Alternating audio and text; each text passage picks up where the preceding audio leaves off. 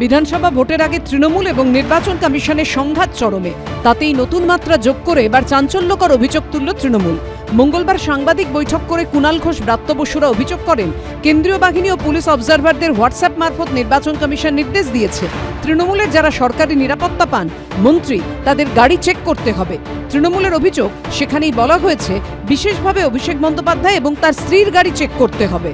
মুখ্যমন্ত্রীকে বাদ দিয়ে বাকি সমস্ত টিএমসি যারা নিরাপত্তা পান তাদের চেক করতে হবে এবং বিশেষভাবে অভিষেক বন্দ্যোপাধ্যায় আমাদের সেনাপতির নাম করা হয়েছে এবং তার স্ত্রীর গাড়ি চেক করতে হবে। এটা সেন্ট্রাল ফোর্সকে বলছে এবং পুলিশ অবজারভারদের এই হোয়াটসঅ্যাপের নির্দেশটা দেওয়া হয়েছে। এর থেকে নির্লজ্জ লেঠেল বাহিনীর ব্যবহার আর কোথায় দেখা গেছে? মানে কি? ইসির কোনো কাজকে যদি অপছন্দ হয়, সমস্ত রাজনৈতিক দল এবং ব্যক্তি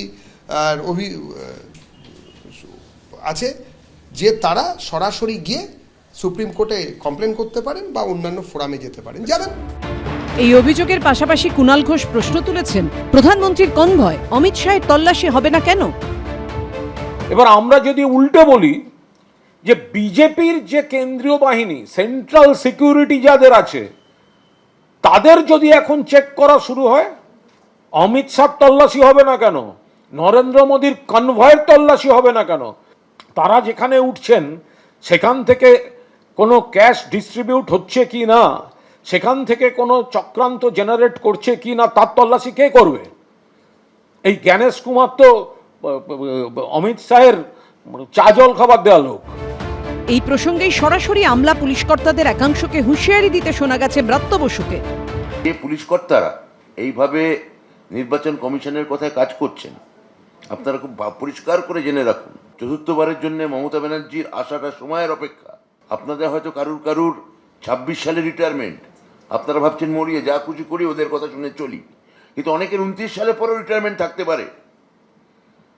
আপনাদের তালিকা যেমন বিজেপি করছে, আমাদের প্রশাসনও কিন্তু আপনাদের তালিকা করে রাখবে। বাঙালি এখন তার উত্তর দেওয়ার জন্য বদ্ধপরিকর দাঁড়িয়ে আছে। 26-এর নির্বাচন, তৃণমূলের বিসর্জন, আগামী 2 দিন মুখোমুখি গণতান্ত্রিকভাবে।